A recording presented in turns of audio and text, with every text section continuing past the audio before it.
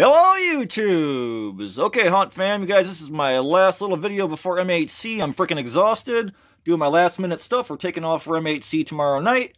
So I thought I'd show you guys my Demon Tiki Torch holder. Look at this guy. I got a little battery pack hidden up in his roof of his mouth. And his eyeballs are just old LED bulbs, the tops of them. I beat them off the bulb and then kept the plastic part at the end.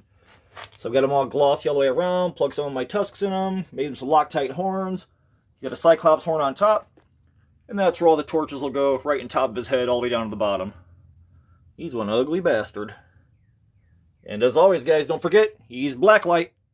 Hey, YouTubes, got the light on him. It's an 80-watt blacklight. You can see I kind of did him in like in a cool kind of blue color. Brother Vic's suggestion.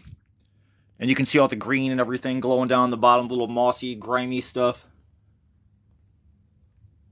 So I think that'll hold very nicely all the tiki torches. But the blue just really kind of jumps out, so that's my guy.